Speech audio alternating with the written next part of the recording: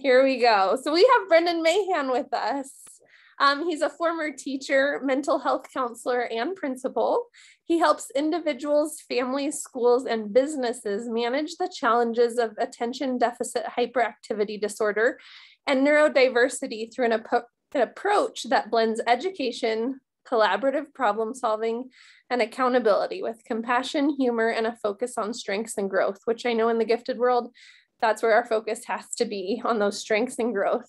And his trademark, I'm excited if we get to hear about this tonight, wall of awful model. He's sharing a presentation with us tonight that's entitled Giftedness and Rejection Sensitivity. So if you can help me welcome Brendan here with us tonight, I'm excited to hear this one. Welcome. I didn't put the wall of awful in this one. Oh no, we'll have to have you back. That's okay. We'll have you back another time. They completely blend together. They work well together.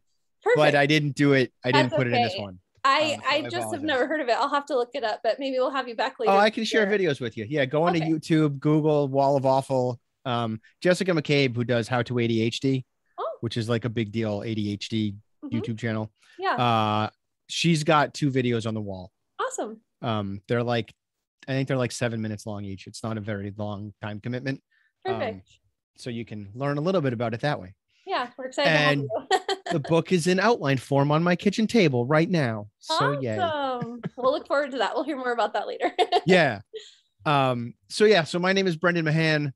I work with people who have ADHD, and you heard all that stuff, the podcast and coaching and parent groups, and yay. One thing that didn't come up in that conversation was my relationship to giftedness. So I'll share that. I have identical twin sons who are 12 years old, and oh man, they're gifted. They're not the kind of gifted where they're skipping grades and they're like doing astrophysicist work and stuff. They're not going to go to college tomorrow, but there's 2 gifted kids. Gavin took a calibration test for we have friends who are school psychologists and stuff. And one of them was calibrating a test that I don't know, Pearson was going to use or something. I forget the company, and he broke it. It was like a rough draft kind of thing for the test to try to figure out what to do with it. And he broke it. So that's where my kids are. They're both about the same intelligence. Nate just didn't take that test. He did a different one.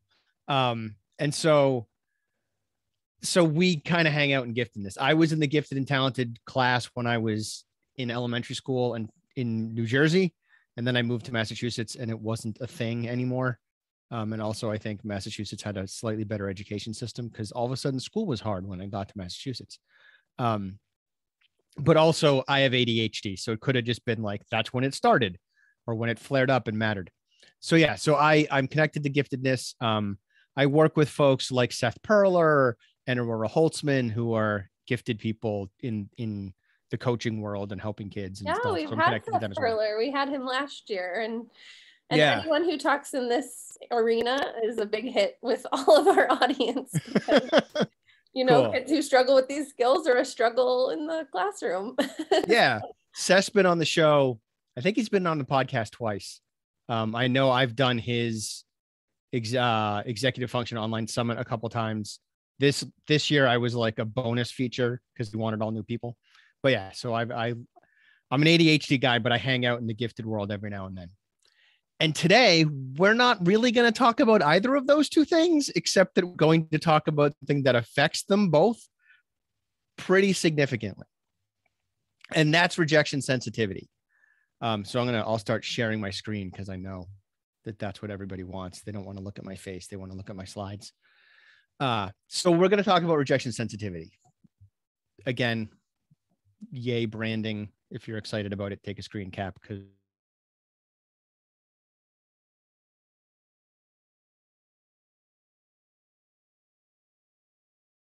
a bit of a disclaimer, which is for those of you who have heard about rejection sensitive dysphoria. That's not recognized by the DSM-5. So that's not the language that I'm going to be using when I talk about it today. I'm going to be calling it rejection sensitivity. because that does the job, and it doesn't have to we don't have to make it a clinical thing necessarily, and we don't have to pretend that there's a clinical term when there sort of isn't. Like, enough people are using it. I won't be surprised if in the DSM-6 we find rejection sensitive dysphoria, but it's not in the DSM yet. So that's why I'm kind of pumping the brakes on it a little bit. Annette wanted me to double check with you. Do you want to put it in presentation mode so everyone can see your slide a little bit bigger, whichever one you're talking about? Sure. Like that. Is that better? Perfect. Yes. All righty. Cool. So, moving merrily along. Come on, advance the slide. Yay. All right. My mouse didn't want to cooperate. I had to use the button. So, first off, what is rejection sensitivity? It's an extreme emotional sensitivity and pain that's caused by the perception that you've been rejected by someone important to your life, or just someone in your life. They don't have to be important. It just needs to be someone you bumped into. As a guy who is sensitive to rejection, it's a thing. And I don't feel like I'm going beyond the pale when I use the word pain in this slide. It's rough. It's like psychic pain, right? And fun fact, according to Emotional First Aid by Guy Winch, rejection lights up the same centers of the brain that physical pain lights up. So kind of it's pain, like in actuality. And he actually recommends, if you're going to go on a job interview, take some Tylenol before you go on the interview. And then the rejection, if you feel like it's coming, won't hurt so much. And you'll be able to navigate a difficult question or two more effectively. But don't do that on a daily basis, though. It's not like a treatment for rejection sensitivity. It's just like a job application interview situation. So this rejection sensitivity can be caused by a few things. One is, actual rejection. That's going to cause some rejection feelings. And if you're sensitive to those rejection feelings, it's going to be a bigger deal. But it can also be things like the perception of rejection or criticism, even really gentle, kind criticism, or feeling like you're falling short of the expectations of yourself or others. And that stuff is a little more sneaky, right? It's a little more ninja, because if you're anticipating a rejection and you're sensitive to it, that's going to cause you to behave differently. And we're going to start playing with that in a few minutes. And it can also affect relationships, right? Because if I'm really sensitive to rejection and I perceive rejection when it's not really there, but the other person doesn't realize that's what I'm perceiving, because maybe they're less aware of their body language, let's say, than I am, right? I know more about what their body language is expressing than they are. And that's a thing that happens. Like, I've been the guy who knows what you're emoting and talk to people and they're like, I'm not angry. And I'm like, oh, homie, like, you are so angry. But that perception of rejection can cause, stronger responses. And if you think about this in relation to your kids, it might start to elucidate some stuff that's going on in the parent-child relationship, because kids are more sensitive to rejection from their parents, regardless of whether they've got rejection sensitivity, because that relationship is critical for a kid, and wanting to maintain that relationship is critical. And especially, I don't know if you guys are aware of this, but some of us have been living through this global pandemic and like a worldwide trauma event. I don't know if you guys are aware. And one of the consequences of this is that some of us are like just stuck in the house with our family most of the time, if not literally all of the time. And that has caused strain on relationships, because if the only person I'm seeing is mom and dad, I really don't want them to reject me. So I'm going to be sensitive about it. Does not mean that I have rejection sensitivity necessarily. It means I'm living through a global trauma event. And certainly rejection sensitivity is trauma linked. It doesn't mean that they're going to, like, a year from now still be sensitive to rejection, assuming COVID has wrapped up in a year from. It doesn't mean that 2 years from now, doesn't mean that 5 years from now, COVID. Come on, guys, jokes, humor, nothing. It doesn't mean that we're going to have a rejection sensitivity diagnosis, but it does mean that our kids are a little more sensitive to their relationships with mom and dad than they might have been in the past.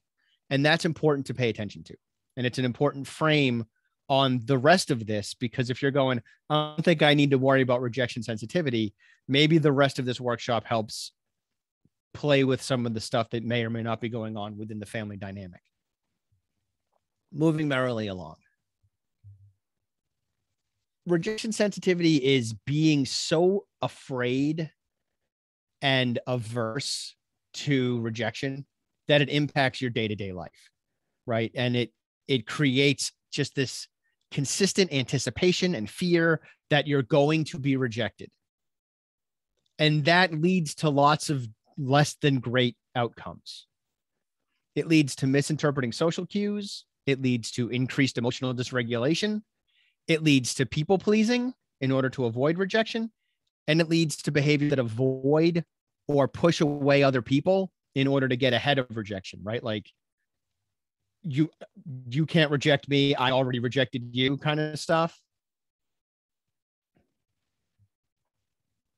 So when it comes to misinterpreting social cues, people with rejection sensitivity they're often looking for cues of rejection. Like that's what they want to find because they're afraid of it, right? So when we're afraid of things, we are more aware of them because the reticular activating system in the brain is cued in to be aware of this thing that we're afraid of.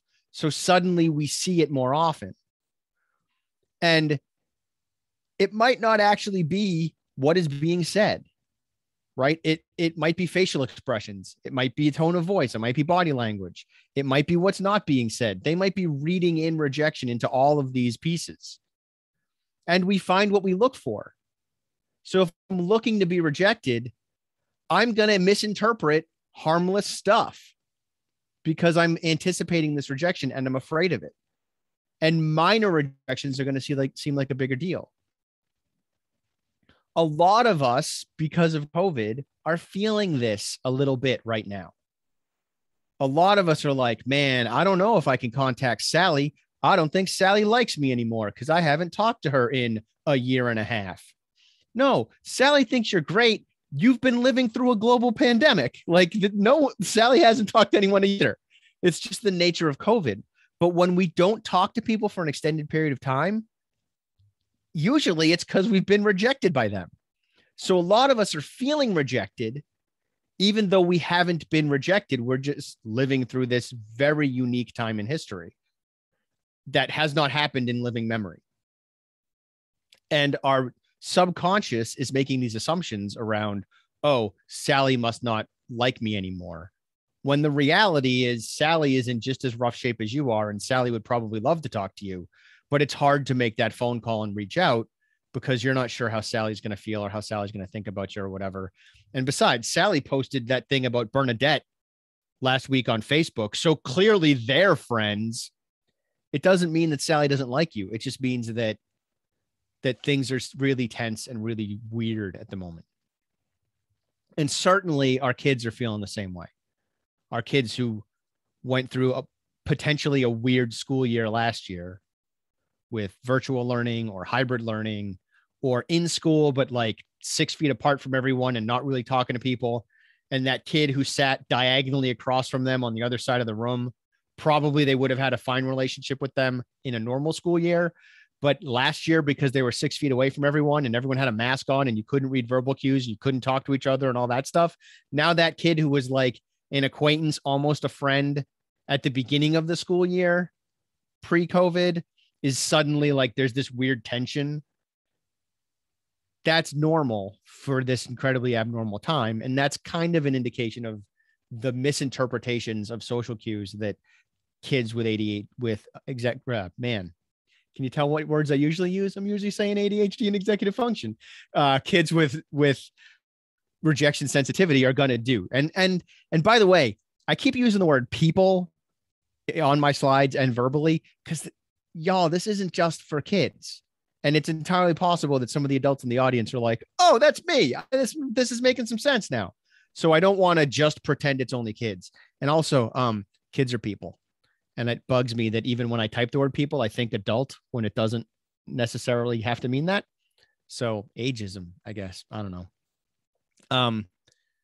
But this misinterpretation of social cues can be hard, and it can make friendships more difficult. It can make romantic relationships more difficult for those of you who have teenagers that are starting to figure that out, or are married to someone and are anxious about being rejected by your spouse.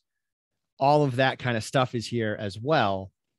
And this can exist not just broadly speaking, but also in a close relationship, in an intimate relationship.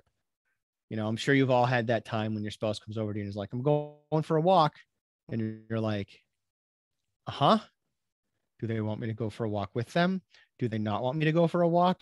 Or do they want to be by themselves? Like, what's going on, right? And both of you are doing this like game of chicken where they maybe want you to come, but they're not asking you, because then if you say no, you're rejecting them. But if they just tell you, then it's less of a rejection, and you're not sure if they want you to go or not. So you're like, or maybe you don't want to go. Maybe you're tired and you like need some time to yourself. That's okay too. But you're both like trying to wait each other out to find out what's going on, but you're trying to avoid rejecting and being rejected. Same kind of idea. Is that perfect rejection sensitivity stuff? No, it's not. But the more I can do to help you relate to this and kind of understand where it exists in your own life, the easier it will be to recognize it if it's happening for your kid or for yourself, and to get some empathy and to normalize this too. Because it's not like this is a totally out there thing. Like most mental health stuff, it affects everybody. It's just bigger for people who are dealing with rejection sensitivity, right? Everybody gets sad. Not everyone suffers from depression. And not everyone has depression, right? Like we all get sad. Some of us get depressed for like 1 or 2 times in our lives. And some of us are constantly battling that depression. Rejection sensitivity is along the lines of a constant battle against hypersensitivity to rejection. It's an all the time thing. But it's something you can navigate. It's something you can learn to manage. As a person who is sensitive to rejection and has had to figure out how to handle it, it is a thing you can deal with. Along with rejection sensitivity comes this increased emotional dysregulation. And it's just a sensitivity to rejection that causes an increased stress response, which is fight, flight, and freeze, because rejection is painful, right? If I'm being rejected, that's a threat to my safety. And I know I sound like an insane person when I say that, because you're like, I just don't want to go for a walk with my wife. How is that a threat to her safety? Well, we live in communal groups, and evolutionarily speaking, if you are kicked out of that group, you might not live. That's how it's a risk to our safety. That's how it's a threat to our safety. Not necessarily in the moment, but our brain is not so far developed that it's splitting hairs like that. So there's this like, oh, okay. And if you're sensitive to rejection, that feeling of threat is bigger, and that sensitivity to that threat is bigger. And because of the sensitivity, folks who are sensitive to rejection can be more easily embarrassed, right? Because that emotional response is stronger. It's easier for that to happen. And that's kind of like our least bad option in a lot of ways. That's like, oh, good, you're just easily embarrassed. Ding. Because you can also have really strong, angry responses when you feel hurt or rejected. You might go screaming, you might storm off, might be completely inappropriate to what just happened. And a lot of that is based on an inability to feel vulnerable, right? Because if I feel vulnerable, you're probably going to reject me more, especially if I'm a dude. Because if I can just share being a dude who grew up in America on Rambo and Arnold Schwarzenegger, right? I was not taught that like it was okay to be vulnerable, and it was okay to be scared, and it was okay to have emotions and all that stuff. And most men are not taught that.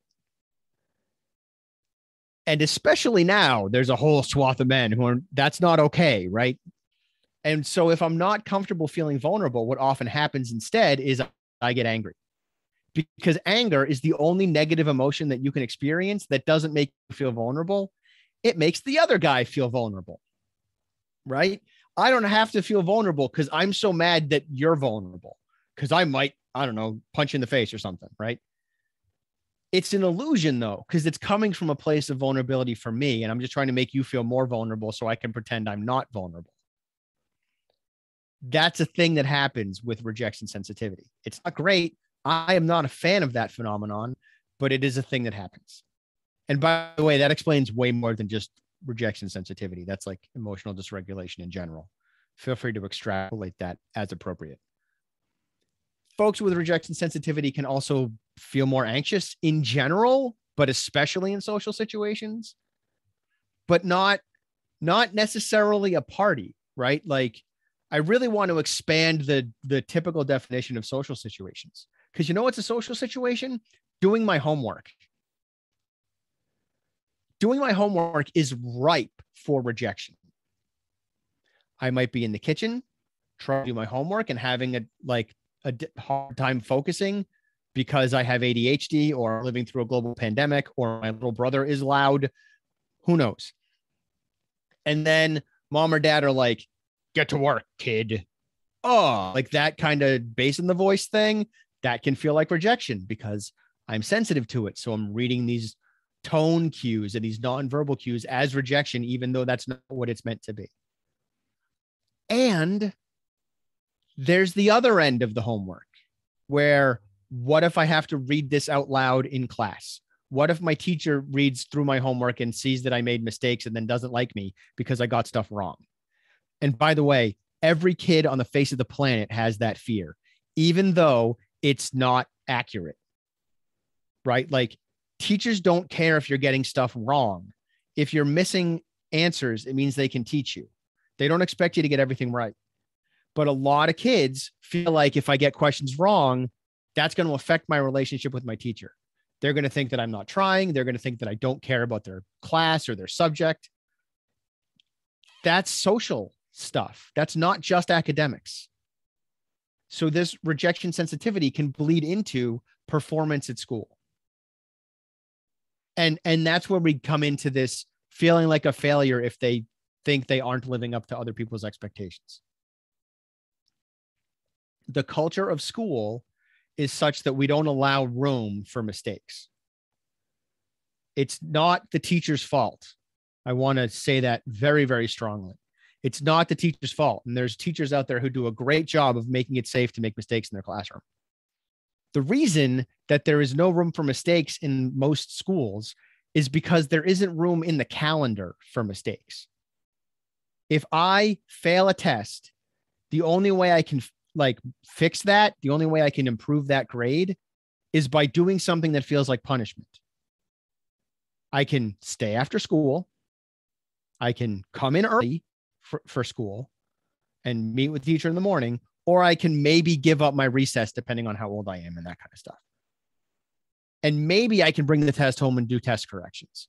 But all of those require me to give up time that I would rather be spending doing anything but that test. So it feels like a punishment. And that's kind of the best case scenario for I messed up in class, right? There's also the teachers that are like, well, if you want to make up that, you have to stay after school with me every day for a week. And that kind of stuff that happens, which is even worse and makes it feel more like a punishment and more like a failure and more like I'm being rejected. Even though the teacher is saying, I want to spend the next 5 days with you, which is not rejection, it still feels like rejection because it feels like a punishment because it's because I messed up.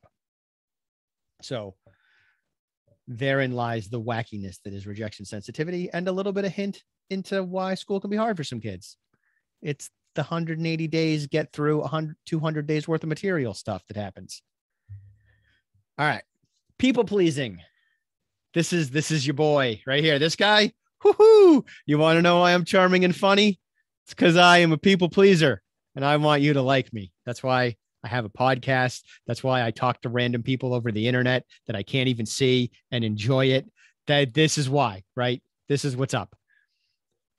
So people with rejection sensitivity can be people pleasers, right? Because if someone is pleased with us, they're not rejecting us. Yay! And that means that they're gonna work hard to figure out what other people want and figure out what they need and how can I get praise and all that stuff. And that leads to like really good social skills. Part of why I'm good at what I do is because I can understand people and I can read them pretty well. I learned those skills in an effort to avoid rejection. And then I just figured out that they transfer over to like coaching work and mental health work and that kind of stuff. It also means that they're going to put other people's needs and probably even other people's wants ahead of their own needs. And they're going to largely not even know what they want. And that's not healthy. That's not a good thing. As a guy who does that, as a guy who spent the last year and a half taking care of everybody who wasn't me and has at least 30 pounds to lose and a business to rebuild because I was dealing with making sure my kids were doing right and doing well. And I was taking care of other people's kids, guys. Like I ran a Dungeons and Dragons game for my kids and 4 of their friends for all of COVID. And if you were wondering about my gifted credentials, I play D&D, guys. Like I got my stamp. And they have a stronger social network now than they did before COVID started because of that D&D game. And I still feel like I did it wrong. There are times when I'm like, man, I really hope that the kids that my children hang out with, like, feel like they had a good COVID experience because I helped them with that. Like, that's not my job. I'm not their dad, but that's the people pleasing part. I want their parents to be happy with me. I want the kids to be happy with me. Like, I want my kids to be happy with me. That's this people pleasing stuff. And that's not necessarily a bad thing. It's not like trying to make sure people are happy and things are going well is bad. But if you're not paying attention to your own needs, that's not good. So there's a balance that exists here. And also people pleasers can struggle with healthy boundaries, right? Because if I'm not advocating for my own needs and I'm not trying to make sure that I'm getting some of my stuff taken care of, my boundaries are going to be terrible. And also we can create a false sense, like a false self, in order to keep everyone else happy and avoid conflict. There was a long time when I didn't tell anybody I played D&D, right? Like, high school is kind of the best example of this false self because we all do it, right? But when I was in high school, man, I was like a comic book collecting geek and nobody knew about it. Nobody knew. And then I went to college and got to be myself because I met other geeks and was like, oh, there are people out here who dig this stuff. Luckily nowadays, you don't have to be as much of a false person because the internet kind of lets us find our own. But so you can kind of identify with some of your real self and kind of who you are, but you still have to be able to project that in public. And you have to be able to say, like, to a group of strangers over the internet, I play D&D and collect comic books and majored in comics in my undergrad. Like, being able to own and let your geek flag fly or your freak flag fly is valuable because it lets you find your tribe. And when you're a people pleaser, it can be hard to find your tribe because you're just trying to fit in with whoever happens to be there. And you might not find out what your passions are because you're trying to let other people dictate what you want to do. So people pleasing can become toxic, but also, like, it's healthy to do things that are going to keep everyone else, and society running smoothly and those sorts of things. Then there's the avoidant behaviors, which is just trying to get ahead of the rejection, right? Like, I don't want to get involved in social situations because I might get rejected. So I just don't go to the party, or I don't get involved in sports or after school activities. I might just be a big rude jerk to ward others off. Speaking of high school, my best friend in high school, that was totally his MO. That was his whole deal. And I've since learned about all of the depression stuff that he was suffering from and continues to, that I didn't know about back then. But we were a good match because he was like, nah, go away. And I was like, hey, everybody, how's it going? I want to get along. And we kind of balanced each other out. He taught me how to care less about what people thought. And I, made sure he knew people and had friends because I drew them in. Right. And I lucked out in that way. But that's another rejection sensitivity approach. It's the opposite of the people pleasers. And sometimes they just stop trying to succeed, and because it's too risky and painful if they fail. I did that. I absolutely stopped trying in school. And this also happens just because of how we communicate with our kids. If you've got a kid who's gifted, but still is like a straight C student, one of those, And then they get an A and you're like, whoa, you got an A. And then they get another C and you're like, but you got an A last time. How come you got a C this time? As a kid who did that, you know what we learned? Don't get an A, because I can't maintain that A, but I can maintain a C. So I stopped striving and I stopped trying to push myself, because it's easier to just maintain the status quo. So be careful that you're not punishing your kids with an A if that is appropriate for you, because not trying is less risky. And then they also can give up on advocating for themselves. They can give up on dating or applying for jobs or promotions if you're an adult, on trying new things, because I might fail and I don't want to try something new if I might fail. And also they can use self-criticism and self-deprecating humor as a way to get ahead of possible rejection, right? This is like every comedian ever, right? Like they're up on this stage risking rejection because, like, bite me, like this is that avoidant behavior paradoxically can end up with you on a stage.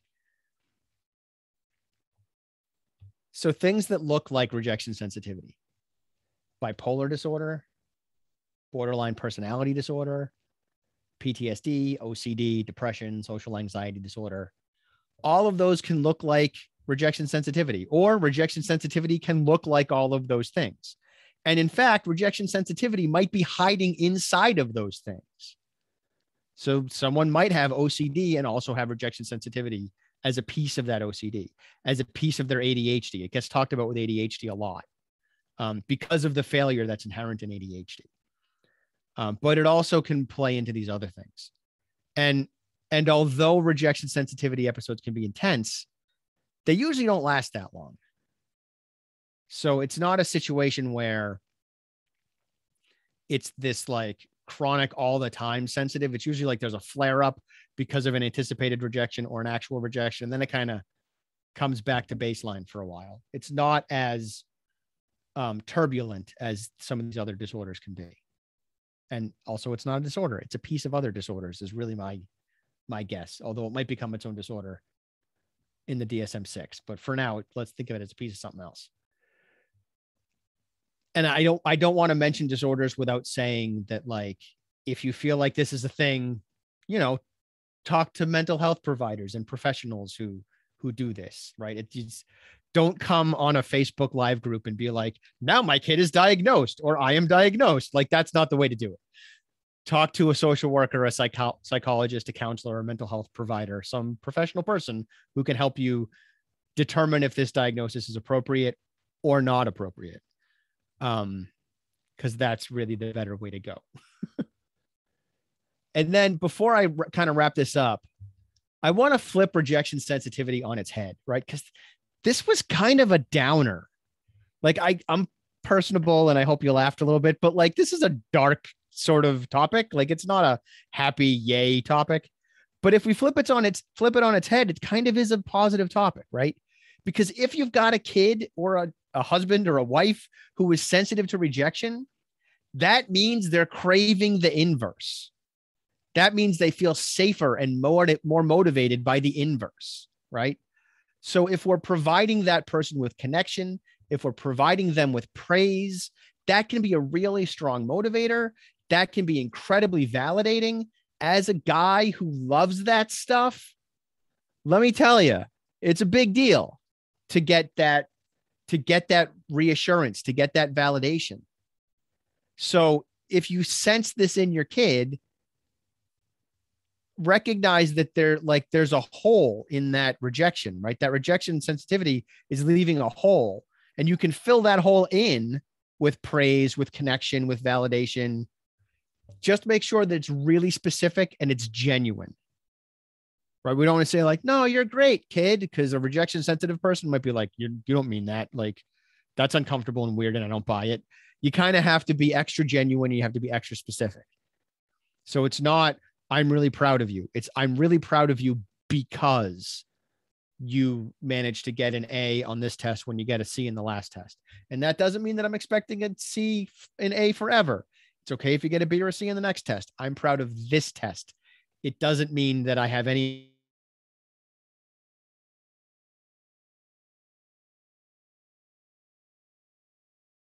low expectations of them and don't think they can do it, we want to course correct. But we want to add in this, like, I'm only talking about this test so they don't feel like this huge weight of pressure of, well, now my dad thinks that I'm going to have to get an A on every single test for the rest of my life and I can't do that. And I'm going to get rejected. Rejection sensitivity is weird, guys. It can go wrong in both directions. If you sort of control for the next one and it's okay if you get a C on the next test, they might be like, you're rejecting me because you don't think I can maintain an A. And if you say, like, I'm proud of you for getting this A, they might be like, you're going to reject me because I can't maintain an A. Like, you just got to know your kid. You got to read them, which is really easy to do if you're rejection sensitive. And sometimes, like, plant potatoes, you get potatoes. And other times it's not, because you're not rejection sensitive and you sort of don't care or notice. Like my best friend from high school who doesn't care or notice these things. He says the worst stuff. And because he wouldn't be offended by it, he doesn't understand why other people are, because he's like the opposite of rejection sensitive.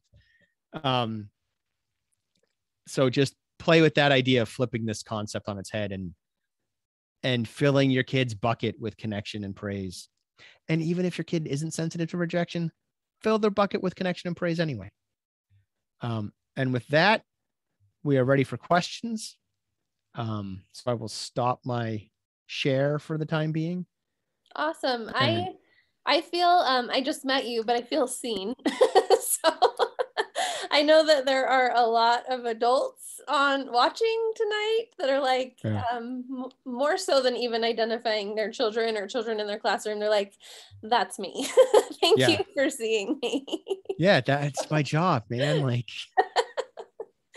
so we did have a few questions come up. So in the gifted world, we deal a lot with perfectionism, which obviously you can very clearly, even if you don't know a ton about rejection sensitivity, see a connection with perfectionism. Mm-hmm. Could you talk a little bit more about that relationship? Can we assume that a perfectionist of course, has at some level, or what does that relationship look like? Or we don't want to make any wrong assumptions, but no, I mean, let me start with perfectionism is dumb. Like, and I don't mean that people who like are dealing with that are dumb. I mean the concept, like, right? Like, you're not going to be perfect. And it's dumb that other people expect that of us. So it's a struggle, and it's especially a struggle for gifted kids and for ADHD kids and autistic kids too, to some degree. And I want to walk us through that a little bit, if that's okay. Because here, like, it completely connects to rejection sensitivity. It absolutely does, right? Because I feel like I have to be perfect so you won't reject me. That's the gist of perfectionism, right? And sometimes I do that long enough that I'm like, I just need it to be perfect for me, because I fooled myself into thinking that that's the case. It's not. Like, you're not sitting there doodling a picture that only you will ever see, making it perfect. It's only when someone else might see it that you start sweating the perfection. Here's what's going on. Giftedness, ADHD, autism, various and sundry other neurodiverse challenges are in many ways point of performance challenges. If I'm gifted, I am smarter and more capable cognitively than I can execute into the world, right? Like, that asymmetrical development stuff, like all of those executive functioning challenges that come in mean that, like, I understand this, but I can't quite get it out the way I want to, right? And some of that doesn't even have to be executive function stuff. Some of that is like, it's that Ira Glass quote, right? About taste, where my taste is killer. I am gifted. I have like phenomenal taste for artwork or music or whatever, but my skill just isn't there yet. Like, my skill hasn't matched my taste yet. And all I can see is this gap between what I think is amazing and what I'm able to do, right? And so I get upset and I'm frustrated because things aren't perfect, because all I can do is look at the gap. If, on the other hand, we're looking at like a point of performance scenario where I'm lagging behind my peers, I struggle in ways that they don't, then it's a situation, and this is what I lived through, where I'm like, man, for me to execute at the level, not that I thought about it in this way, but these words are better. For me to execute at the level that my peers are executing at, I have to do things perfectly. Like I have to perfectly do my homework, studying for the test, playing basketball, whatever it is, right? I have to be perfectly on my game and execute at my highest level to maintain what everybody around me maintains every day. So I end up having this false perspective that they're all perfect and they're all executing at peak performance all the time.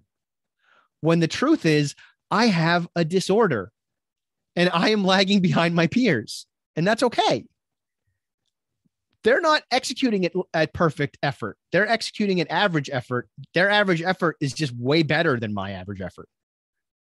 And so that's a whole different kettle of fish. It's a whole different thing to have to navigate, but that's where the perfectionism can come in for like ADHD and autism and potentially giftedness, depending on how that giftedness plays out, where I feel like everyone else is perfect all the time. And I just am not and cannot be always perfect.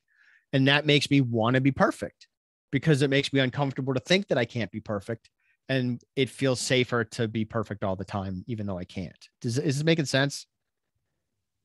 I think it's all connected. And Yeah. I think the hard part is like, how do you start to untangle that? Especially like as an adult, I think we can be more reflective and start to untangle some of our stuff. But for these young kids who deal with such big ideas and understandings, and then what that looks like when they put it out into the world.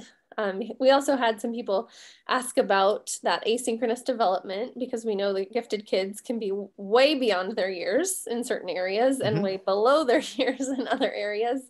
And then also the idea of overexcitabilities, that they're just sensitive to a lot of things in life that feel really intense to them. And now learning about this as a piece of maybe all the others stuff, it's so complex. Yeah, it is. And the last episode of the podcast, I was talking to a woman named Amy. I'm forgetting her last name because I have ADHD and I'm bad at that. I'm lucky I remember her first name. She was talking about how one of the things that helps her be patient is understanding. Like to her, it's not patience. If I understand what's going on, she doesn't consider it being patient. She's just understanding. And that allows her to sort of make an end run around the emotional storm that might come up that she would need to be patient with. And instead, she's just like, nah, this is happening because of X, Y, and Z. So let's navigate through this challenge and then move into problem solving mode as appropriate, right? I think that's a piece of this. The more we can understand what's going on with our kids and understand why things are hard for them, the more we can keep ourselves emotionally balanced, which doesn't mean our kids are emotionally balanced. But if we can keep ourselves more emotionally balanced, we can help balance our kids, because when they hit their storms, we can validate them. We can understand them in a way that they maybe didn't feel understood last week. I don't know. And by validating them and understanding them and helping them understand themselves, we can help them slide out of this storm and then pivot into problem solving mode and get going. And that's totally how you want to do it, right? Like first get out of the emotional stuff, then go to problem solving. We don't want to problem solve while either one of us is still in an emotional storm, because that's a recipe for disaster for lots and lots of reasons that I don't have time to go into. But I talk about it in the parent coaching groups. Yay, plug. Yeah, tell us about your parent coaching group. Oh, yeah. So we do have a bunch of links for those of you on Facebook. We have his website, his parent coaching groups. His email, I think, is even in our comment section. So check those out. But we want to know more about your groups.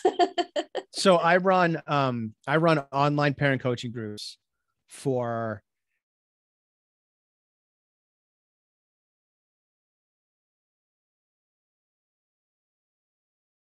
we meet for 8 weeks. They start October 4th. They wrap up 8 weeks later, which is the week of Thanksgiving, but we only meet on Mondays and Wednesdays. So it's an hour on Mondays and Wednesdays at noon Eastern Standard Time, which for the Colorado folks would be 10 a.m. Colorado standard, mountain standard time. Look at me remembering. Yeah, executive functions. So we meet, like I said, we meet for an hour and we go, each of the weeks has its own theme.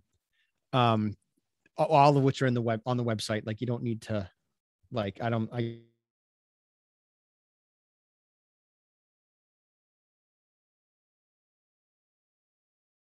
anxiety in the home, because that's such a rough spot for most of us. And the other piece is to improve the connection within the family. So like these groups are kind of actively opposing rejection sensitivity, because if we feel more connected, we feel safer. If we feel safer, we are less anxious. If we're less anxious, everything becomes easier, right? I'm a guy who reached the decision a few years back that everything is anxiety. Like all of our problems are hard to manage because of the anxiety that they cause and how much worse everything gets when the anxiety spikes. So if we can tamp down the anxiety, it's easier to manage other stuff. The groups are ADHD friendly. They're designed with ADHD parents in mind, ADHD kids. They're super informed by ADHD. I just don't necessarily teach about ADHD. It's all the other stuff that goes wrong in an ADHD home that we deal with. If you're interested,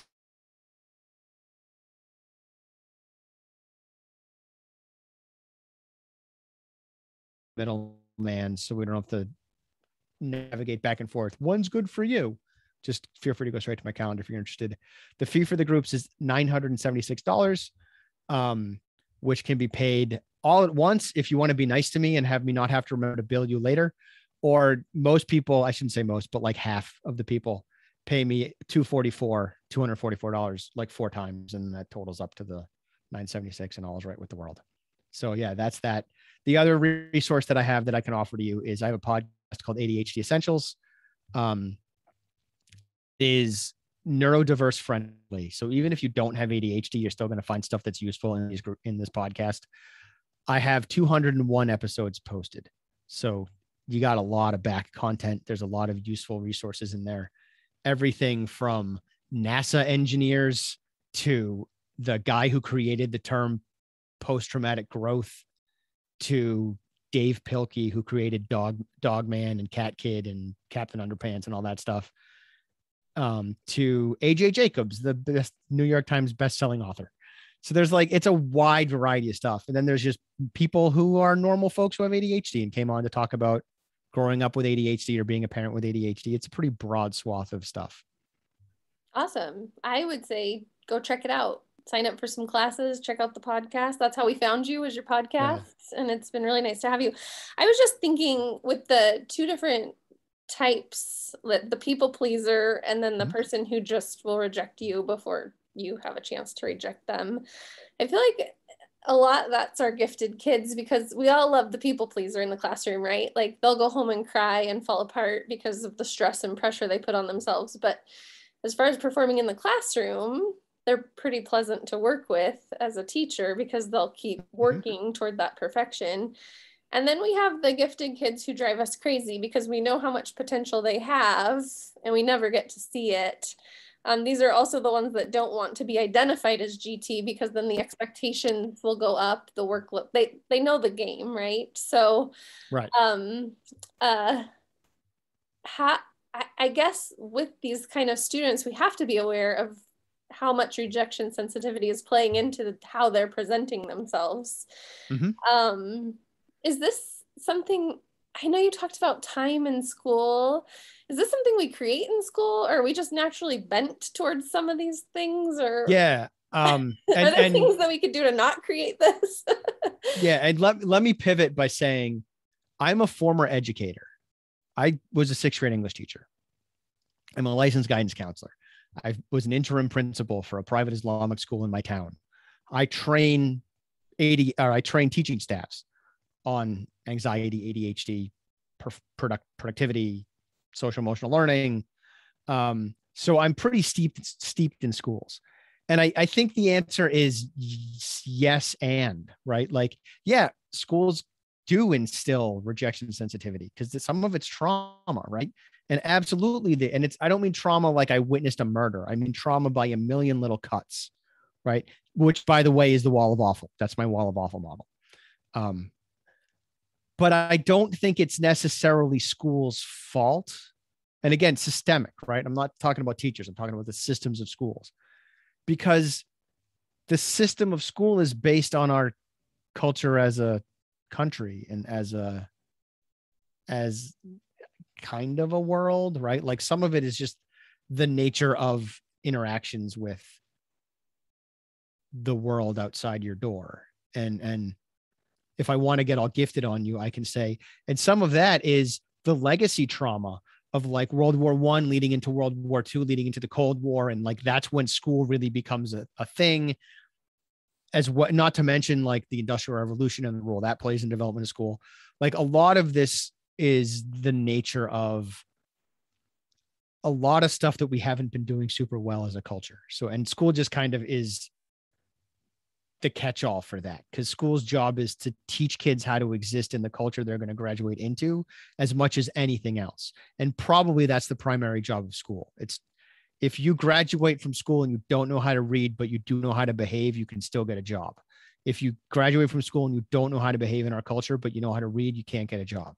And the job of school is to get people jobs, to have them enter the workforce and yay, right? Be producers.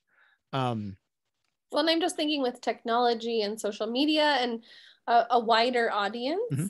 I feel like our world has just become more critical of Yeah. everything. And so this is becoming more of a trauma that most of us have a lot of experience with. Yeah. And it's becoming more accepting at the same time, right? Like there was a time when I would be taking a massive risk being as open about the fact that I have ADHD as I am, let alone people who are gay and transgender and all of those sorts of things that are more accepted than they used to be. And a lot of that is the internet. Mm-hmm. But you flip to the other side of the spectrum, and a friend of mine posted about my parent coaching groups, and some random person was like, well, shouldn't this be divided into parents who have ADHD and another group for parents who don't have ADHD? Because isn't it inappropriate to like have that not be split?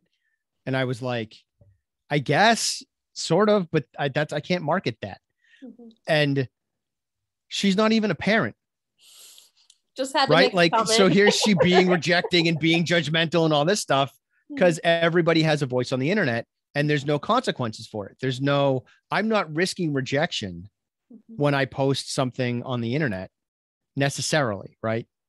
I am, because I'm upfront with my business and I'm risking my business being rejected and me as a person as a result too.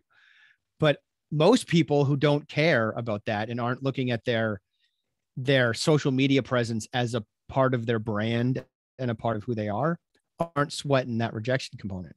So it's easier to be a little brusque and a little jerky and maybe a troll. So yeah, I think it's a double-edged sword. No, you're right. Because you said it, and it's true. It's easier to kind of find your tribe who gets you, who you can be authentic with, but at the same time, who can make comments and not care that they made a comment to you. Right. That can be devastating. Yeah. And it becomes too, right? Like you can find your tribe, and your tribe can be so niche that you're super aggressive and militant about your niche piece of your tribe. That, like, I see that in ADHD Twitter. I see that in autism Twitter. Like there's a lot of people who are angry about the fact that they've been rejected forever because of their disabilities. And now they're like, you will respect me on Twitter, which we should just respect you in general. And you don't need to be so cranky about it. Like, let's just, I'm a kind of a kumbaya kind of guy. Like, I just want people to be nice to each other. I'm a people pleaser too. So I think that we have a kindred spirit here.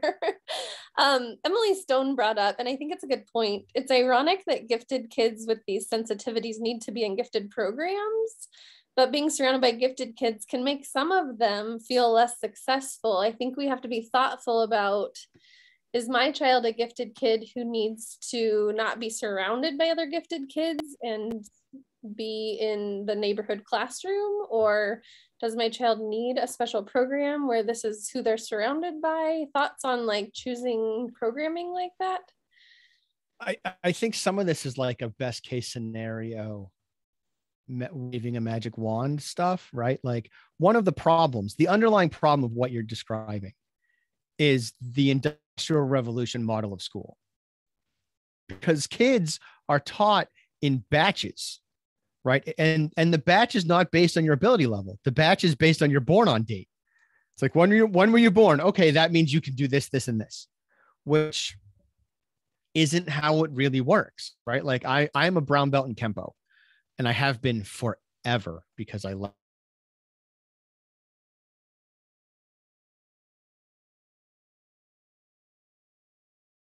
belt at dojo forever. But it's because I advance based on my ability level. And I don't advance just because I lived through a year of martial arts training.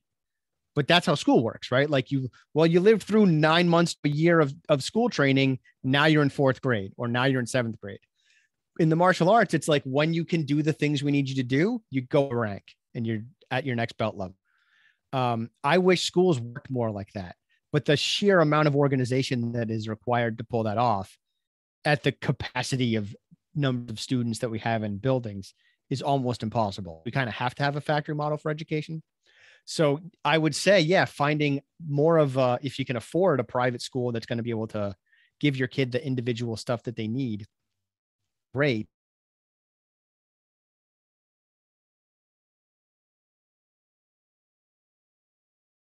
As people, we compare ourselves to others, and we're always looking at like, how do I rate compared to that kid, compared to that kid, compared to that kid?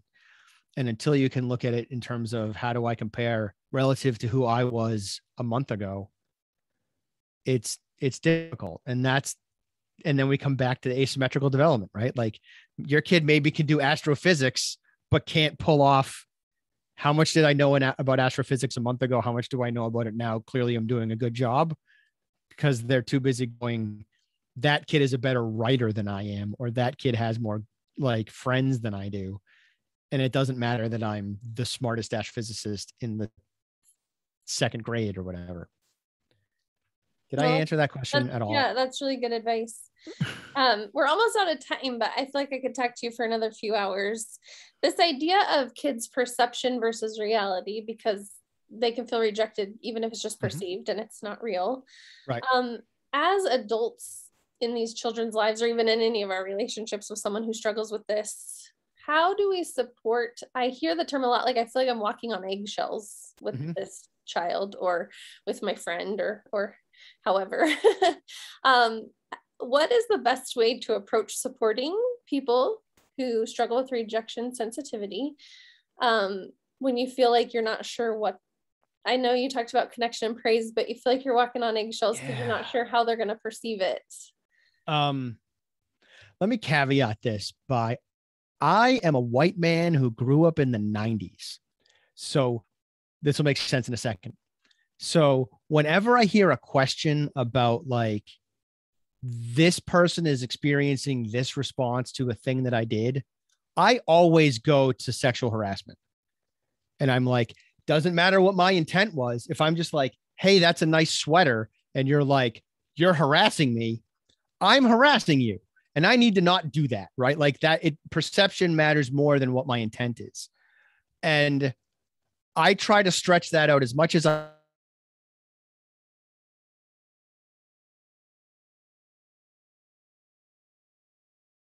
is.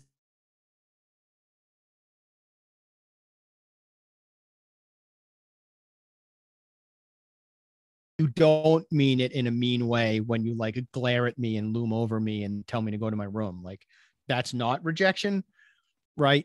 So I think it's important that parents modify how they're communicating with their kids and find out specifically, if possible, what is it that they're doing that's making you feel upset, anxious, rejected, whatever. Have that conversation, not when they're feeling anxious and emotionally dysregulated. Wait till everything is balanced again, give it some time, then have that conversation when it's safe, not in the moment. But figuring it out and then meeting in the middle, with the middle leaning more towards mom and dad changing than towards the kid changing.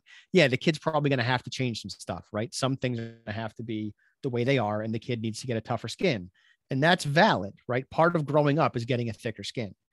But also, if we know that if we've been told that this one way that we interact with our kid consistently goes south, don't do it anymore.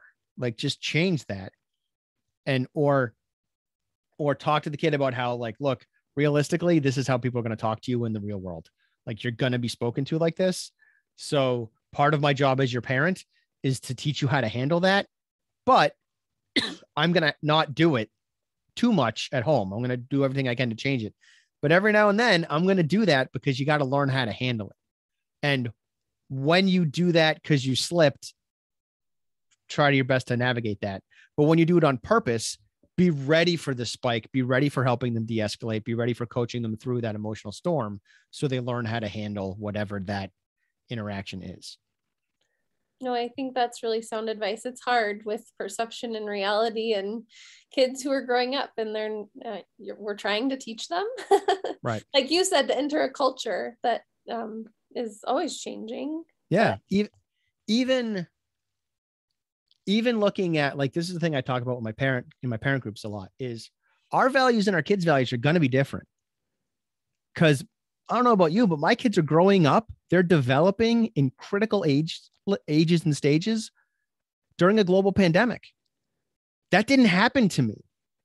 I grew up watching G.I. Joe and thinking that everybody in power was there because they were amazing at what they did and they should be listened to. And that's the deal, right? Like, that's being a child of the 80s and 90s. That's what I thought. My kids are like, nah, people in charge are greedy and power mad and corrupt, and they don't know what they're doing, and they don't have my best interest at heart. That's my kids' perspective. I can't argue with them. I don't think that they're wrong, but intrinsically in me, I'm like, no, people in power have my best interest in heart, and I can trust them, and da-da-da. We have different values. And even more specific than that, I work with parents who are like, oh, my kids are smoking pot. I'm like, yeah, it's legal now. Like, your kid doesn't think that's a big deal, but for you, 45, 50-year-old parent, it's a huge deal because that was unacceptable. And like, dare and just say no and all that stuff was how you came up. Our culture is very, very different because of the internet, because of a global pandemic, because of all the changes that have come about. And we just, as parents, have to figure out what to do with that. Well, I want to let Trisha know. Trisha left a question on here which had to do with the perception versus reality. But I think, Trisha, you're the one that submitted a question ahead of time. But because of the personal nature of it, we're going to email that to Brendan so he can respond to you that way. So I want you to know that we did get your question. Thank you so much for sharing with us. This was fabulous, and I learned so much, and I hope everyone else did. Please go go to the links in the comments where you can find Brendan's podcast, website, parent groups, anything you want to know. You can reach out to him if you have something specific you want to ask about. But we really appreciated having you. Maybe we'll have to have you back for like executive function, ADHD stuff, the awful wall. We'd love to know about that. Wall of awful. Sorry, I said it reverse. That's okay. But thank you for doing this for us tonight. I just want to remind everyone next week. Thank you for having me. Yeah. We have Emily and Megan from, I'm going to mess this up, I think it's Lipscomb University, and they're going to be talking about building tenacity and resilience through social emotional learning. Maybe that's a good aftermath to all. Yeah, that sounds like a good pairing. Yeah. Well, thank you all for joining us. Definitely share this with colleagues and friends, and we'll see you next week. Cool.